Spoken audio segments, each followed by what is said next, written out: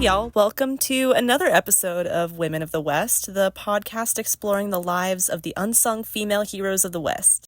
On the second ever episode of our podcast, we are having a chat with acclaimed Western artist Gladys Roldan-de-Moras. Originally from Monterrey, Mexico, Gladys fell in love with her home country's rodeo tradition, charreria. After moving to the United States to pursue her dream of painting, Gladys realized there was a hole in the world of Western art, where depictions of American cowboys and indigenous warriors were plentiful. Depictions of the Mexican charro were few and far between. Gladys dedicated her art to reflecting the beautiful charreria tradition she grew up with, even becoming one of the first artists to depict the escaramuza, or female charreria competitor, helping bring women to the forefront of Western art. Gladys has since won numerous awards for her work, including the 2023 Frederick Remington Painting Award at the National Cowboy and Western Heritage Museum's Prix de West, the 2021 Sam Houston Best in Show Award for painting at the Briscoe Western Art Museum, and the Patron's Choice Award at the Eiteljorg Museum's 2022 Quest for the West Art Show and Sale, just to name a few. And we're extra excited to see her at this year's Prix de West, where she will be speaking with curator and art consultant Gabriel Gamez at the Blending Cultures, My Mexican Roots and Western Inspiration seminar. Gladys took some time out of her crazy schedule to speak on her journey into the Western art world and share some nuggets of wisdom she collected along the way. So grab a ranch water, kick your feet up, and enjoy this episode of Women of the West.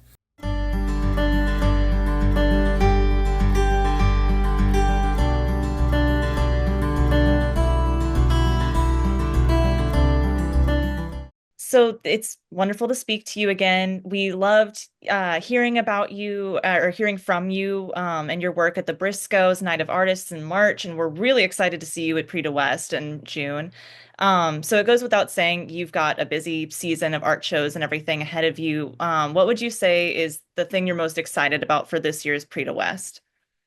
Well, I'm excited and I'm nervous because I'm also a guest speaker. So I'll be talking about my life and inspiration into Western art, my heritage and my inspiration that has led me into Western art. So, public speaking is always a little bit, it's not very comfortable, but I just go there and I pretend it's only me and, I'm just visiting with a friend and like I'm with you and try and do the best job I can do and just talk from the heart what, what they're asking me. So I'm And excited about that.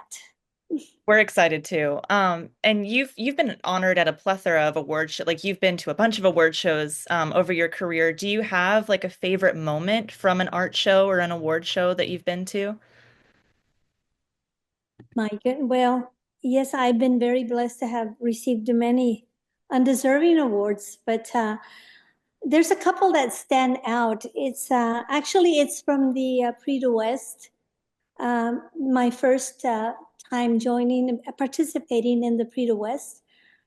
My work was awarded the Frederick Remington Award for oil painting, and I was utterly shocked. I probably you know about this, Caroline, but there's a beautiful event, and people are visiting, and there's ballot boxes next to your paintings, and artists are really nervous about it. Well, I shouldn't say artists, but I mean a lot of us are, and we're having a great time. And I had two large paintings there, and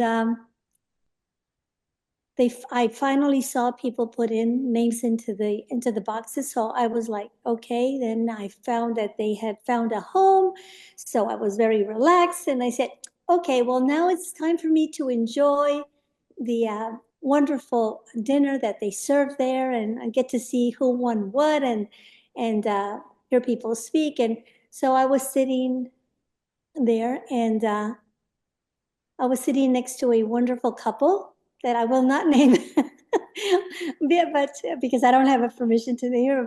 But so I was just getting ready to enjoy the dinner, and I had the program, and this lady was telling me, "Well, have you ever thought about if you win an award?" And I'm like, "Listen, just being here is a humongous award in my life." And I kept eating, and then she said, "Well, are you sure?" And then she was giving me we were just talking about, different things and constructive critique of somebody who was speaking, and I was just enjoying it. And my husband says, "Well, have you really looked at the awards?" And I said, "No, Rafael, I'm a rookie here. What do you think? How do you think I'm going to get something here? We're talking major artists here and people that I admire for years and years." And all of a sudden, my stomach just closed and I couldn't eat anymore. And I started, okay, what's going on? And as I was saying that, um, the chairman of the committee of the Prix de West named my work and named me. And I still get chills. I mean, I'm telling you the story and I'm like chills. I still remember, like in slow motion, I walk up there, I'm behind a little like speaker, and she says to me, "Gladys, take off your name tag." And my hands were just trembling. I could not do that. It was like, oh my, I said, I can't do it, Susan. And she's, "Okay, I'll do it for you." And she takes it off, and here I go upstairs. I go upstairs and they present me with the most beautiful medal. I am just shocked. And as we're smiling for photographs, I ask her, "Do I need to speak?" And she says to me, "Yes," with a big smile. And I'm like, oh my goodness. So in that moment, I just said, "Okay, dear Lord, is all yours. Whatever comes out of my mouth, it comes from my heart." And I spoke. So that, whatever I said, and I gave thanks to who I needed to give thanks. That was, I thought was very important. And that was very shocking to me that night. And I will always carry that in my heart because I was totally unexpected. Oh, So gosh, that is so that's so like I can imagine the excitement but also the nerves of getting up in front of so many people you admire. Do you still get nervous at award shows and at art events like or has that kind of worn off now? oh, I totally do. And I don't ever take it for granted. Just being in any art show is very, very humbling to me. And like a friend of mine, artist, that told me once, "You're only as good as your last painting." So it's always trying to present the best you can.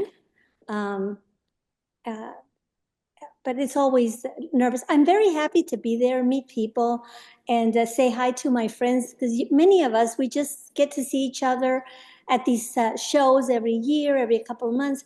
But it's always a little bit on the stressful side. Yeah, I can imagine. So your artwork is some of the most influential artwork in the West, and I know you're very humble about it, but I will brag on you and say that it's some of the most influential in the West. How would you describe your painting style? My painting style is totally impressionist. When a lot of people will say, "Oh my goodness, it looks like a photograph." The style of my paintings, I believe, is totally impressionist. That is what I basically trained. What we used to say, squint and paint what you see when you squint. So when people comment to me, "Oh, your painting looks like a photograph," but I tell them, "Well, go look at it closely," and then they're surprised to see that it really is not that photographic. It's very loose. It just gives you the impression, like impressionist does, that when you're standing back from it, it looks very real. Mm. So I would say impressionist is my style. So when I look at your work, I think of, I mean, it does, there's a lot of impressionism, but I also think about a lot of really influential art, like specifically Joaquin Sorolla, I think is who I think of when I see your paintings. Yes. So who are the artists that you look up to and use as inspiration? Yes, it is Joaquin Sorolla y Bastida. Yes, that has been my hero always.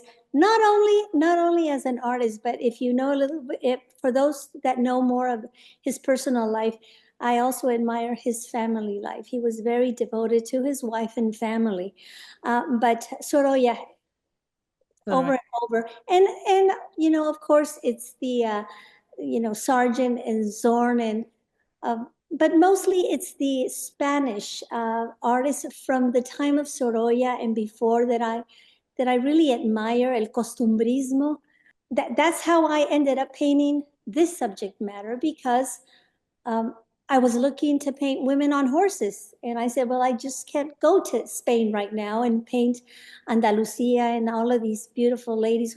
But I thought, oh, my grandfather's Charreria, the women on the horses. And as I have shared, I am very lucky to live in this beautiful city of San Antonio, Texas, that has a thriving charro community. So I headed out to one of the lienzos or rodeos, Mexican rodeos, and as soon as I stepped in there, I was like, "Wow, okay, this is me. This is what I have to do." And I was always looking for my voice. Okay, always my voice. I knew I wanted to represent my heritage, but I wanted my voice, and I am really thrilled and honored to know that now, after so many years of trying to uh, let people know about escaramuzas, these women on horses, that they are now at the forefront in a lot of events. And it makes me just so happy.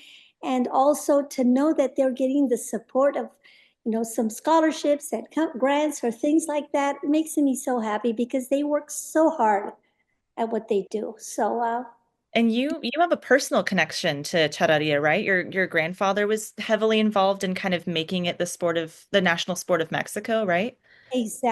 exactly, Caroline. And I did I did not really appreciate that until everything started to fall in place. It's really interesting because when I got married many years ago, my grandmother, who lived in Monterrey, I'm from San Pedro Garza Garcia in Monterrey, Mexico, and uh, when I was about to leave, we were coming to the States. My husband was doing his graduate work. Of all things, my grandmother could have gifted me. It was very unusual. She gifted to me her dress of China Poblana that she had hand embroidered when she was 15 or 16. Now, why she would give me that dress, I mean, it's just very, what's the word? I don't even know what the word is. It's just because that dress has become so important to me. I modeled to many artists, for many artists with that dress, but it also is what I do. The China Poblana dress is one of the three official dresses of the escaramuza. So, and then I went to Mexico to my husband's family in Veracruz, and there was the dress of his grandmother. So it's just kind of like closing a circle. It's kind of like everything made sense. It's because my grandmother, who was, of course, married to my maternal grandfather, although she supported my grandfather in Charreria, she was a very elegant lady. She really didn't much care about being out in the rodeo and all of that, but my grandfather was very involved, and my mother was too. And so for her to give me that dress, which they only wore for very special occasions, was, I don't know what the word is. You try and find me a word. I don't know. It's just I don't know. Yeah. So I have it here in the studio, and I painted it many times, and I hopefully one day I'll donate it to one of the local museums. But That's beautiful. And what was your grandfather's involvement specifically in charreria? How did he kind of come to that world? well, actually, I don't know how he got involved, but he got involved very young, and he was so involved that he there was a time where he owned three ranches, and two of them had lienzos, the rodeos. One Mm-hmm. was very close to his house, and he had his horses there, and then the other one was called El Charro. It was the way of life back then in the 1850s, 1900s in Mexico. Mm-hmm. But he really he loved it. And so he had a couple of ranches, and one was called El Charro, and the Charros of Monterrey would get together there. And to realize that he is named in the Hall of Fame as one of the northern men from Mexico, charros from northern Mexico, sorry, um, that helped declare charreria the official sport of Mexico. It's just very impressive to me. And now to know that I continue his love of this in my own, in my painting, I am still learning. I wish I had him here to explain a lot of things, but I've made great friends, historians that help me out when when I'm not sure of what I'm doing, but I'm still in the process of learning. I believe that what I have helped is to put the women in a more important part. And it just thrills me. I see a lot of people painting now escaramuzas, and it's just thrilling because now people want to know what they are. Are they only for ornament? But then you get to have a conversation of what they really do in the charreria and how important it is, and the historical background and all of that, and it's exciting. And I was just checking that 19 states of the US now have teams. So very excited for what the future holds. So I wanted to jump into something that you do that I think is very unique, but you do a lot of historical research to make sure that your paintings are historically accurate. So could you talk a little bit about the research you do? Like, where do you start? Do you mostly start with books or do you consult people? Like, where does that research come from? Well, as we speak, I'm trying to get into more historical paintings, but I'm being very careful. Actually, I've got a planned a trip to Mexico City, um, a museum there, to see if I can use some of their reference photographs. But I want to be sure to uh, have permission. But I mostly do contemporary. And when I say contemporary and being historically correct, it's because Charreria has a guidebook with the rules and regulations of all the outfits, what is permitted inside the rodeo and what is not. And every couple of years, the Federación Mexicana de Charrería revises it and puts out, might change a couple of things.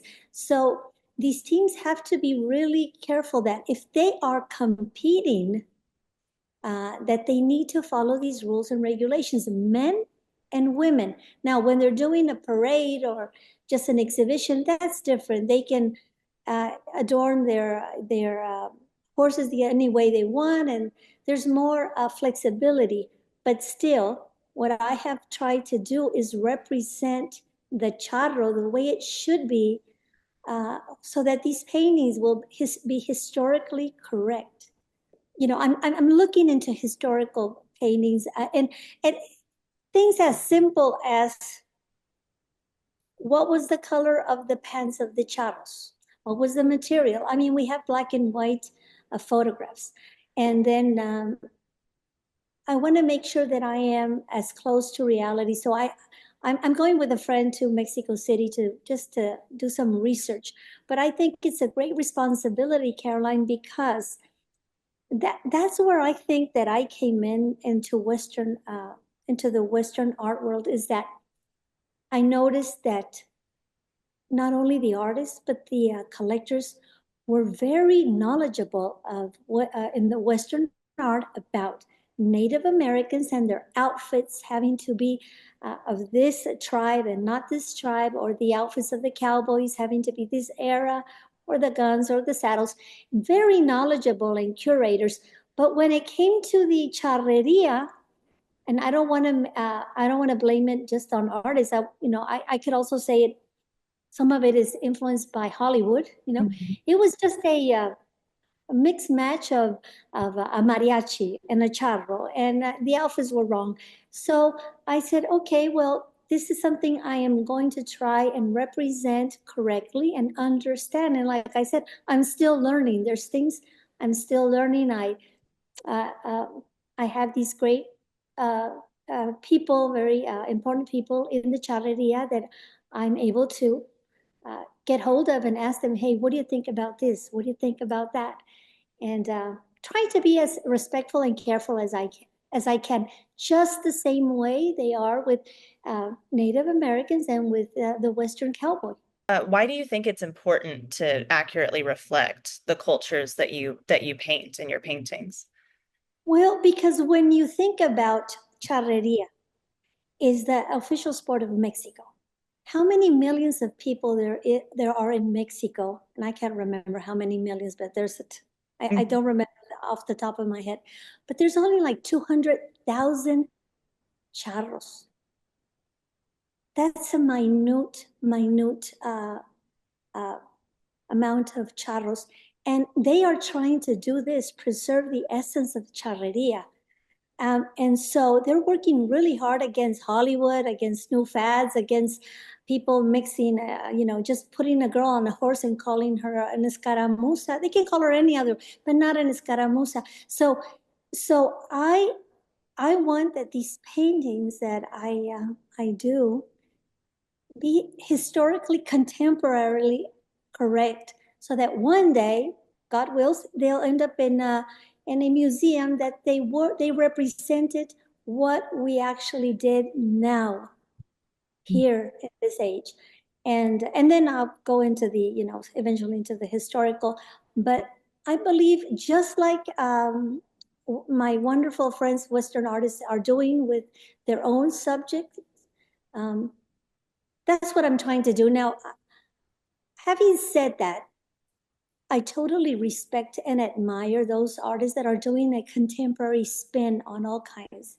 Doesn't mean that what I do, it's only the right thing to do. I don't think so. I believe there's room for everybody. But you're asking me what I am doing and why this is important to me. So I'm sharing what I am doing. But I look at these amazing modernist art and like, wow, they're just fabulous. Yeah, Okay, so no, doesn't. I just want to let everybody know that just because I'm doing this, I don't look down on at all. I admire tremendously what these other artists are doing. absolutely. And I think art is such a beautiful tool to preserve history and culture, and I think that you do that so wonderfully with your work. I wanted to ask a little bit about your journey into the art world because it's kind of an interesting one. You started in medical field, right? And then you kind of moved into art. Yes, yes. So I always loved art, and my dad was a wonderful, very conservative man, and he did not believe art as a choice. He thought, well, no, you have good grades in school, you must have some kind of, intellect. So no, art is not a choice for you. Because when I asked him, he said no. He had the worst misconception about art as being kind of flaky. Mhm. Couldn't be furthest from the truth. When you know great artists, it's fascinating conversations we have with each other. But anyway, so he said no. So I thought, okay, well, the other only thing I like is plastic surgery, reconstructive plastic surgery. So I thought I think that was my creative eye going into that. So I went into medical school very young, but I joined an amazing uh, uh, uh, medical school in Monterrey, and but I left. I left almost after 5 years. It's a 7 years course, and I came to the States. My husband proposed. We got married, but I always wanted to continue to the doing art. And one thing led to another. My husband was invited to be a professor at Texas Tech, and I had joined a graduate program there also. Again, going back into the medical field, but uh, because some things happened, I decided that I didn't really enjoy medicine anymore. And my husband said, well, why don't you just do what you've always wanted to do? And I will support you. And he did that. And I wouldn't be here if he wasn't for his support, love and support all of these years. And I always talk to people about that. Uh, Especially young men or women that come and visit. And how did you do that? I say, look, if I was able to do it, anybody can do it. Just you have to have a lot of perseverance. You have to have a loving companion that really believes in you and pushes you, and work really hard, and most of all, not looking to your left and to your right to see what everybody's doing. Just keeping your focus on whatever you're doing, all of a sudden you end up 40 years later, and here I am. It's like, well, not 40, but almost. Oh. But yeah, so that that's basically my story has been that way, and teaching. I believe very strongly that teaching makes you grow so much as an artist. Mhm. Uh, so I love to teach when I have a chance because I believe that one learns so much more than what one can give as a teacher. So Absolutely. So once you kind of made the decision that you wanted to become a full-time artist, was it difficult breaking into the art world? Was it kind of a challenge to, break into this industry? well, it was more about finding my voice. First, you have to, you have to take classes, you have to learn, and that takes money. And back then, what I started to do is I started to give beginning classes, and that way I could afford my own workshops and classes. And then I started entering some local shows, and I realized that I really I was invited to some shows, but I really didn't fit there. I did not find my voice, and went continued to study really hard, research books until a dear friend of mine told me, in order to find your voice, paint what you love. And when I walked into that lienzo, I knew I had found what I love to do. So, and then I started thinking again, I always wanted to represent my Hispanic culture, which is so thriving here in South Central Texas. So I went deep into it, and then I entered with the subject matter of an escaramuza into the American Impressionist Society show. And I was also, and I say this truthfully, Caroline, I'm always surprised when my work is awarded some kind of recognition. It won the Best in Show that year with a subject matter of the escaramuzas. And immediately people started calling me from galleries, uh, calling me a Western artist. I never thought I would be a Western artist. Now I'm very proud to be a Western artist, you know. And then I went full into studying and researching and making those connections that we talked about realizing how important my family and my grandfather had been mostly in my family heritage. So uh, I started entering shows. I was invited to my very first big Western show at the Idol Jorg, and it's just been one show after the other. I wish I could say yes to everybody, but it's just not possible. Like I say, you worked so hard so many years admiring these wonderful shows, dreaming that maybe someday you would be in them, and then it might happen, you're invited, and then you realize, wait a minute, I just can't spread myself that so thin. I have to I have to be careful about accepting more and more commitments, and always being grateful to those people that believed in you when you were not even known. Mhm. So I am right now, I just finished a major portrait for Washington, D.C. That hopefully I will show soon. And that was from my previous life of doing portraiture. But this is a very special project. But and then I'm still working on mural size painting that I hope to finish within this month. And then I'm going to be very careful on deadlines, and because I want to paint more complex paintings, more I was sharing with you. I want to go into the historical. I've Mhm. got some ideas brewing up here, you know, and uh, and so uh, it's been many years. All of a sudden, I don't know how it happens. All of a sudden, you wake up and wow, it's been so many years, and I'm just blessed to be able to do this full time. Yeah. Oh, that's so cool. I can't wait to see your historical work just because you put so much effort into the historical context of the modern work. I can't even imagine how the historical work is going to look. So the Western art world is somewhat dominated by men sometimes. It's a very male-heavy world. Did you ever feel like you had to work harder to prove yourself as a woman in that field? Never, never. I just competed against myself. And people have said that I've broken glass ceilings and I'm very honored, and it's a great responsibility. But I didn't. I did not. I did not work this hard thinking about doing that. I just worked hard to be the best artist I could be. Whether I was a woman or a man, that just happened to be, or if I was Mexican or Hispanic, whatever, but a minority, whatever, but never. I think that we're giving the same opportunities and we have the same responsibilities to present the best work we can. But I'm honored. I know that we are a minority. The American Women Artists uh, gives an amazing talk about exactly that, a very powerful talk about.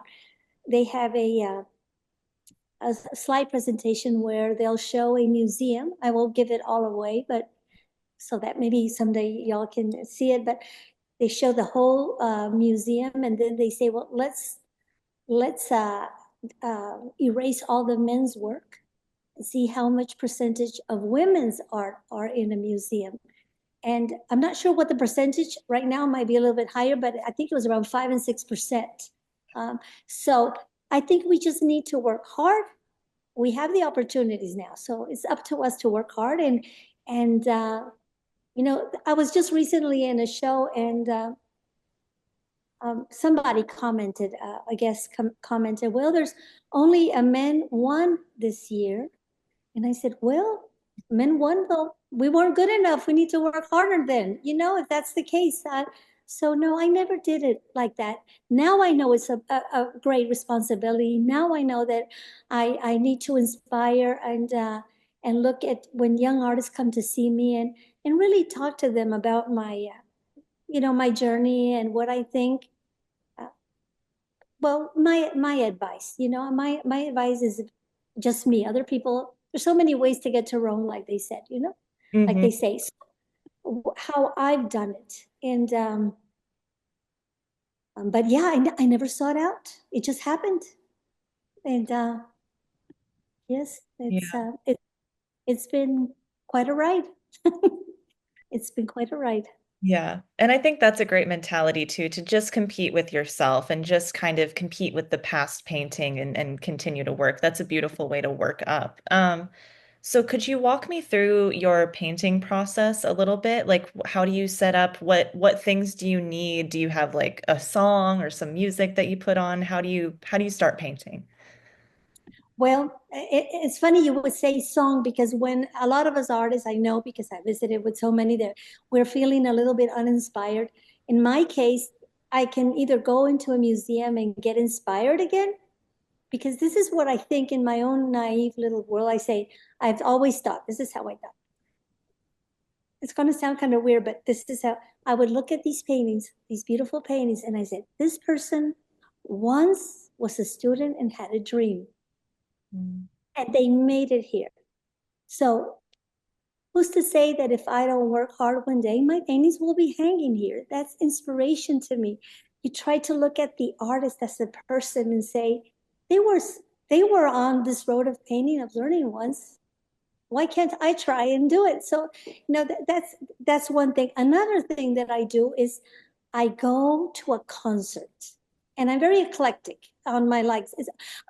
On my on what I like. I am more towards classical music, but I don't know what it is, but I will sit there, and the music just goes and gets to me, into my soul, and it just starts bringing up a lot of ideas and ideas.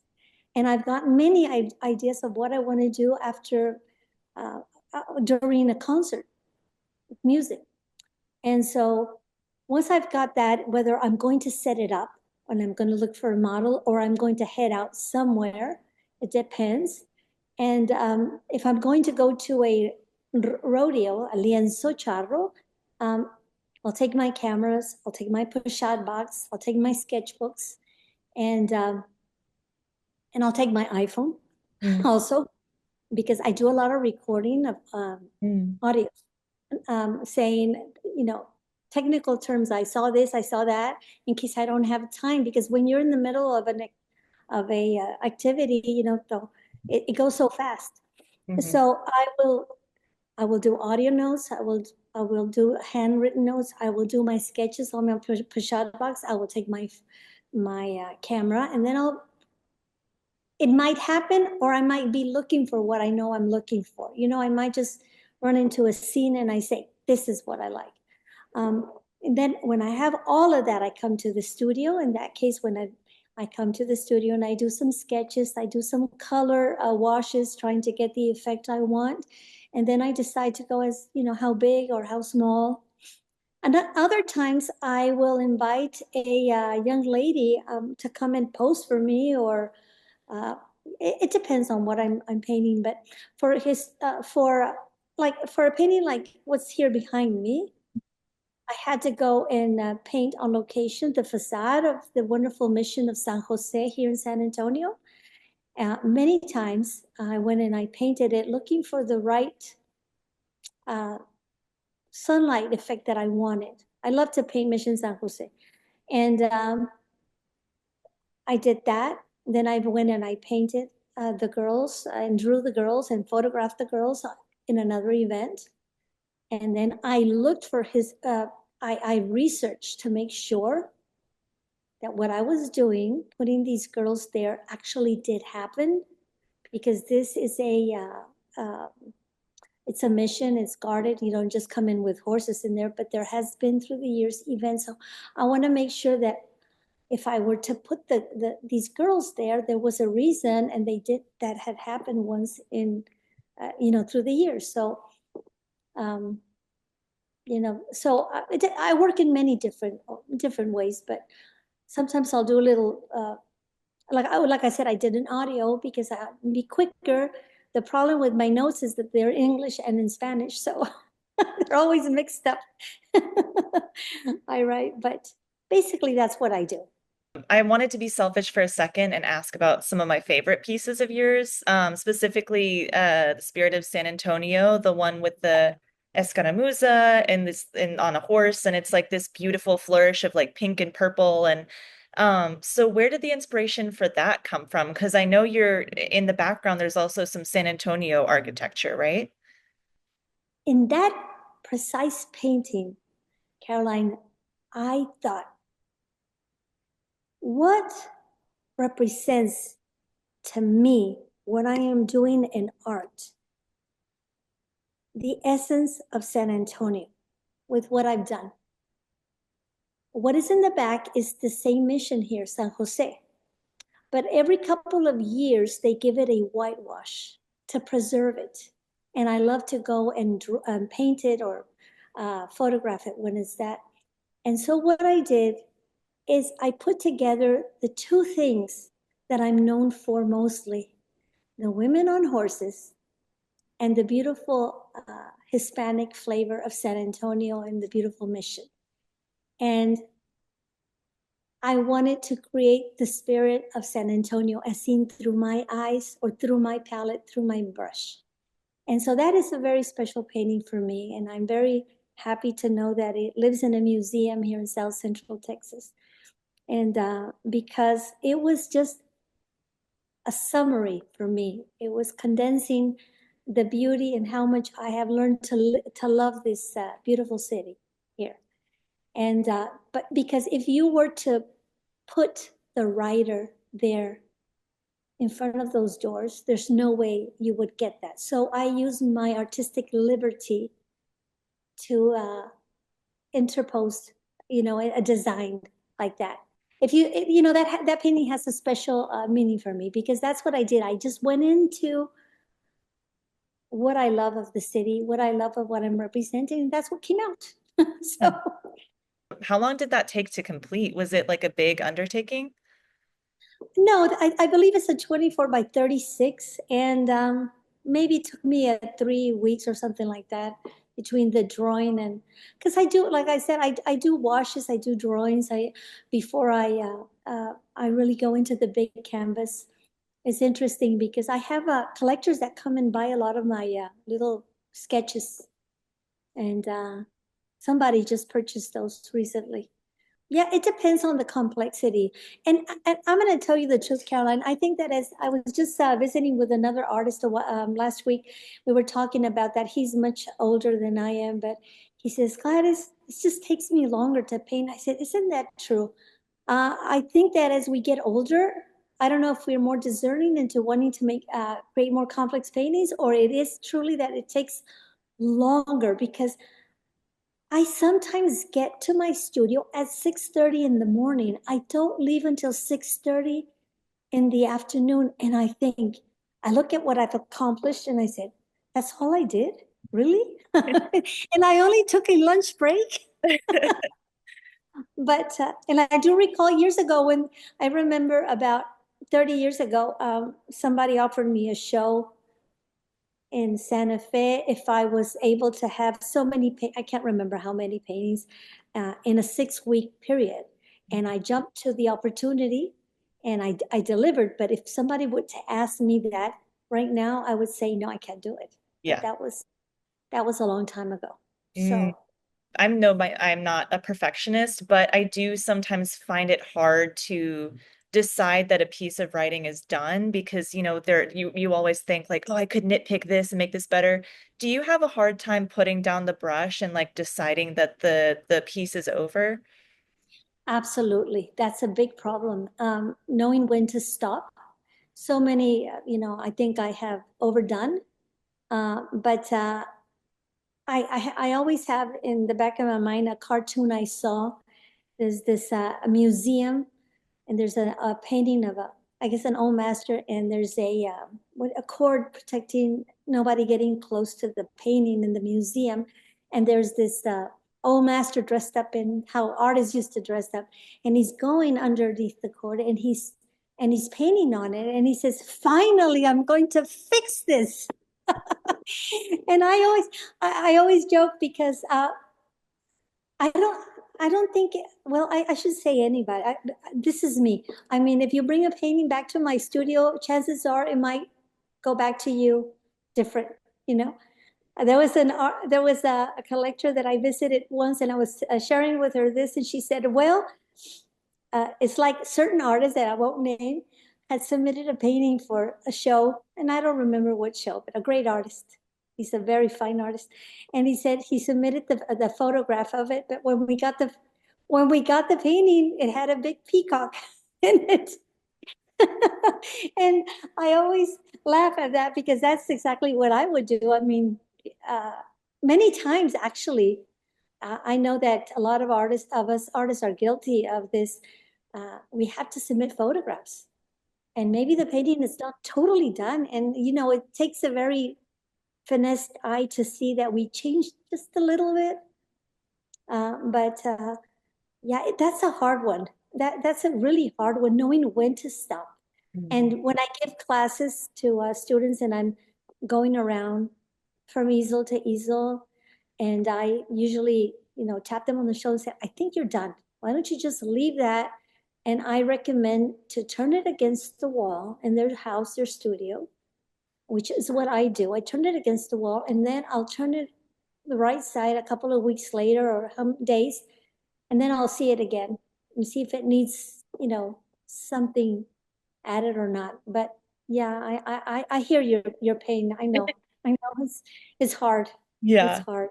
So you also mentioned that you're a teacher when you're not painting or attending shows. What draws you to teaching? It's just giving back. Giving back.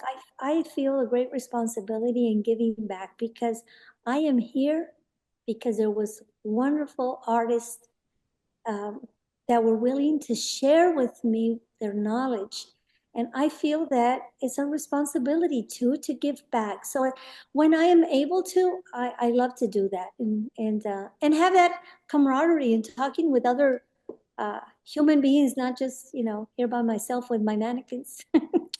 What would you say is kind of the most important lesson that young artists need to learn right now? Well, I don't know if there's just one. I have a couple. Is Hmm. that you have to work really hard. You have to be committed, but mostly don't care what other people are doing. It can get overwhelming. It can get very frightening, very stressful. Oh, look at this, this artist is already doing this, and he's doing that. And just try to be the best you can. Just find a good teacher. Uh, find somebody that believes with you, that is by your side, that pushes you to be your best. And just leave the rest. Just work hard. That's persevere. You don't know how many artists I've known through the years that I met through workshops, classes, that I thought, my goodness, these people are amazing. They're going to be in the biggest museums and galleries and collections. And then, years pass by, and I inquired about them, and oh no, they decided to go this way or that way. So perseverance and I know it's easy to say, it's very hard to do. A young artist came to see me recently, and she had little ones. She just had babies, and she said, well, how can I do this with baby? My kids are going to start kindergarten. And I said, look, I used to carry my library in my van. And when I was in line waiting for the kids, I had my books with me. And then when everybody was asleep, then I would go to my studio and study some more. Of course, I was younger, and that helps a lot. but you have to persevere, work hard, and things will happen. Things will happen, and you have to believe in yourself, because if you don't believe in yourself, nobody will. You've got to. Mm-hmm. Don't Yeah. go overboard, like I say, somebody. I'm just joking on that, but no, really, because we artists like you, as a writer, we put our work on. What do you say? Your heart on your sleeve, Mhm. and you can take it really personally when somebody, you enter a show and doesn't even go into the show. Mm. I always share this. I have a painting that was rejected in a show, and that same painting won the best in show in another show, and it won another two on online shows, the best of show. So it just, you can't take it personally, and it's hard not to, but you have to learn. You have to learn to not take it. It's only the opinion of one person or a group of person doesn't mean that your work is not worthy of a big award, being in a big collection in a wonderful house. So believe in yourself, work Mm. hard, and don't pay attention to what other people are doing. You just keep working at it. How did you get to a point where you could kind of not take the criticism personally? Was that kind of hard to get to that point? Yes, it was hard, because when you start to paint and you start to sell, it's hard to let your paintings go. Mm-hmm. Then you realize, well, I'm letting my paintings go. I'm going to pay bills, and I'm going to keep doing this, and it's rewarding to know that somebody considered this art piece, you know, good enough to pay for it, have it in a collection. But it was hard. It was hard to be in a show, and maybe your paintings did not find a home. It still is hard when we have these shows. I don't know, like I said, like I explained before, when you have those boxes next to your paintings, and then the time comes where people have to put their ballots in there. And what if yours doesn't have one? The only thing I always remember about a friend of mine, Michael Dudash, a great artist friend, he said to me, he said, that painting hasn't found a home because the right owner hasn't showed up yet, but it will. It will. And then when you're in a show and you find yourself in front of your work, in front of somebody who didn't, maybe one or two, or maybe none of their paintings sold. What I think is, okay, this has happened to me. It's part of our journey. Okay, that doesn't make you worse or best. It's just part of the business. The right owner hasn't showed up yet, Mm. and try to not let it bother you. The thing is, you want to make the museums happy. You want to make the galleries happy. So you feel that responsibility. But I think with years doing this, it gets a little bit easier. You see it more objectively, and you're more understanding when your friends and fellow artists are going through something like this. Say, hey, it's okay. This is not the end of the world. Maybe the show will continue. Another great collector will come by, and like I always say, it's only the opinion. If it's a jury show, it's the opinion of one artist or a group of artists. Doesn't mean the work isn't good. The same thing when an artist calls me, because I do critiques online for sometimes for the American women artists or other artists that want me to look at their work and all of that. And the first thing I tell them, listen, this is my personal opinion. It's not that I'm right. It's me or the highway. No, that's not the way it is. I'm giving you my personal opinion, but at the end of the day, you need to choose what you want to do. Because I can tell you, I would like to do this on this painting, that and that, but so much of our soul, our spirit is in our painting. So what I might like in a painting might not be what you like. So technically, I can tell you, hey, this, you might want to fix this and that, but more into the design or composition or harmonies or whatever, it's more up to you. And it's very important always to find somebody that will help you that way, that will not get upset when they tell you, I told you to do this, you didn't do it, that kind of thing. And the Western art world overall has changed and evolved significantly over the years. So what are some of the biggest changes that you think you've noticed in Western art? Well, what I have seen is the introduction of these modernist artists, which are wonderful. I love, and and again, I keep saying there's room for everyone. I think it used to be what I see is very representational, and now people are getting more into the graphic design, and it's just so fun and refreshing, and to see what their different mediums, and I just love what's happening. It's always exciting to go into the show and see people's visions of what they're doing now. So I think there's a whole big movement of modernists coming in without making aside, the traditional representational. But that's what I see the most. Yeah. And would you say that you're optimistic overall about the future of Western art? I am. I see the creativity of some of these younger artists, and maybe not so younger, but younger at heart, and they're doing a fabulous, refreshing things, and it's exciting. It's very exciting. Do you feel like in your teaching, do you feel like you learn while you teach as well? Oh, totally. I love that Chinese proverb that says, "When one teaches, two learn." Mm, I love that. I love that because I find it so true. Especially when, for example, in my case, English being my second language, when you have to give a class in English and you have to express these concepts in English, trying to translate it, and I find myself then when trying to translate it into English and making this point across, you have to really condense what you want to say, and so you learn so much. And yeah, I truly believe that. And that's why I also I keep teaching because I feel I grow more, I just wish I had more time to do that.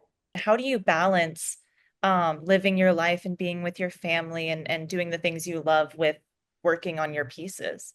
That's a very sensitive question. Not sensitive, that's not the word. Tricky question? No, not tricky. Let me see. Let me find the right word. I'm trying to look for the right. It's a very, I don't know what the word is, a sensitive question because, and I have spoke this, I have talked with other female artists especially, that sometimes it's hard to enjoy your life.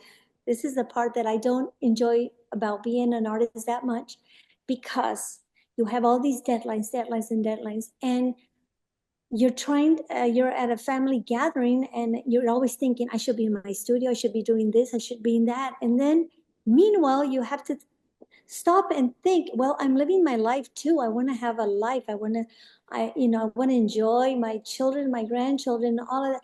So that is a little bit, that has taken me time to realize, but my children have grown up with having a professional, or what she thought was a professional artist since they were born, and being very serious about it. So they really respected my time and encouraged me. But that was always very hard, trying to enjoy the moment and not feeling guilty for not being in the studio, trying to do what, your next deadline was. I visited with a friend of mine, also a great Western artist, and I was telling her, how do you, now that we're grandmothers, I said, how do you deal with this thing about being the stereotypical grandmother that, bakes cookies and knits sweaters? I mean, if there's any stereotypical, like whatever. And she says, Gladys, I came to terms with that long time ago. And I realized that, well, my grandchildren will never say, well, they had a grandmother that, baked cookies and, that kind of fun stuff with the grandchildren that often, but they will someday remember, oh, I had a grandmother whose paintings hung in beautiful collections. So I thought, wow, yeah, that's a nice way to put it. But that is hard for me. That has been the hardest thing, trying to get a balance of can I go to this event or should I be in the studio? Mhm. At the end, we're living our life too. So we want to have a little bit of that. But Yeah. that's an important question for an artist. And I know because I visited with my male artist friends that also say the same thing. That one of them said, "Well, this year I decided to go to the wedding of so and so and not go to this event." Mhm. That thing that is hard to do, but you once in a while you have to decide. When you look back at your journey to painting and your career, is there anything that you would change? It hasn't been an easy. It's been a long road. But I don't think I would change anything. I think that everything I've gone through in my life has brought me to where I am. And to this day, I think I'm okay. I think I still hopefully have more years to go, but it hasn't been easy, Mm. but it's been very rewarding. It has been. Well, the work that you do and the time that you put in, it shows on the painting. It's just so beautiful. Thank you so much for taking the time to speak with me and thank you for being a source of inspiration for the magazine. We've covered you a few times and we just love the work that you do and the stories that you tell. And thank you so much for giving so much of your time and energy and wearing your heart on your sleeve, as you said, as an artist. We appreciate it.